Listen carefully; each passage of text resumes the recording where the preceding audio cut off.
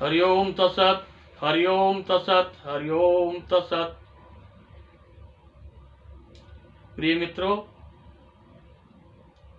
सभी सनातन धर्म प्रेमियों को कीर्ति सुधा चैनल के माध्यम से स्वामी महेशानंद सरस्वती का सादर वंदे।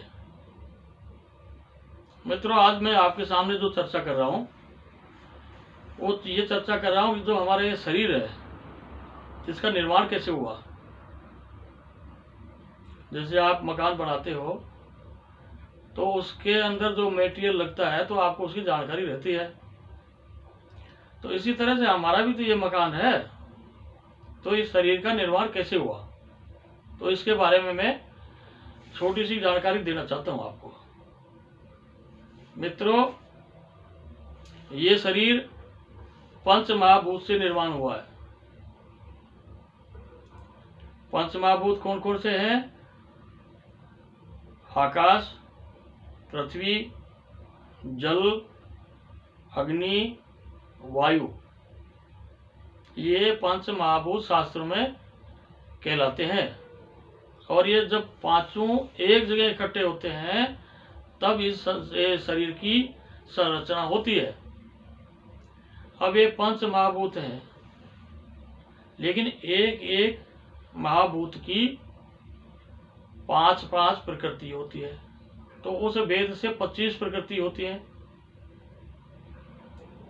तो पंच तत्व तो निर्माण हो गया। अब इसके अंदर और क्या है? इसके अंदर 3 गुण है। एक रजोगुण है, एक तमोगुण है, एक सत्वगुण है। और क्या है इसमें? इसमें 5 ज्ञानेंद्री, 5 कर्म इंद्री। और क्या है इसमें? इसमें मन, बुद्धि, चित्त और अहंकार।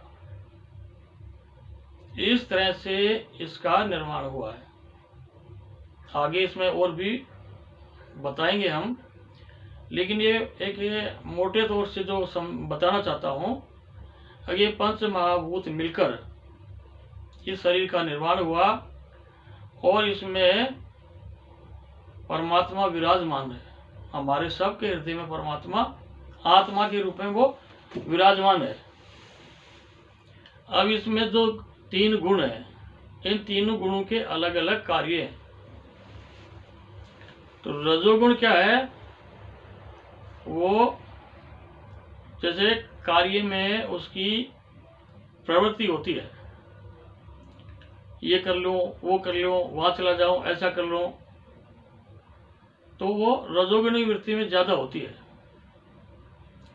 और तमोगुणी वृत्ति के जो व्यक्ति होते हैं उनके अंदर अज्ञानता की वजह से बार बार क्रोध उत्पन्न होता है। और क्रोध आप जानते हैं अग्नि है, और अग्नि का कार्य जलाने का ही होता है। तो उसे क्या होता है? विवेक का तो नाश होता ही होता है, लेकिन हम खुद का भी उससे नाश कर बैठते हैं। अब तीसरा सत्वगुण। सत्वगुण जो प्रधान व्यक्ति होता है उसकी चित्त की वृत्तियां, पूजा करेगा, पाठ करेगा, भजन करेगा, स्वाध्याय करेगा, अच्छे अच्छे ग्रंथों का अध्ययन करेगा, महापुरुषों के पास जाएगा। और उसको दरअसल क्या है कि वो बहुत ही शांति प्रिय व्यक्ति होता है और अंदर से प्रसन्न भी रहता है और उसका हृदय निर्मल होता है। तो निर्मल जिसका हृदय होता है वो शांत भाव से सबका कल्याण सोचने की कामना मन में रखता है, ना कि उसके उल्ट पुल्ट उसके चित्त में नहीं होती है। तो सत्वगुण जो प्रधान होते हैं वो परमात्मा की भक्ति भी करते हैं और संसार में जो शुभ कार्य हैं उनमें भी उनकी बहुत अधिक रुचि होती है, अध्यात्म में भी उनकी वृत्ति होती है। तो ये तीनों गुण जो है ये शरीर में है, इनकी न्यूनता अधिकता होती रहती है। और उसकी वजह है एक तो हमारा खान पान भोजन, एक संगत, ये बहुत महत्वपूर्ण है, एक हमारी दिनचर्या। तो इनसे इन तीनों गुणों पर प्रभाव पड़ता है। यदि हम तामसी पदार्थों का सेवन करेंगे तो उससे क्या होगा, उससे तम वृत्ति बढ़ेगी। तामसी वृत्ति बढ़ेगी तो आप अच्छे कार्य नहीं कर सकोगे, अच्छे निर्णय नहीं ले सकोगे। तो रजोवृत्ति भी इसी तरह से बढ़ती है।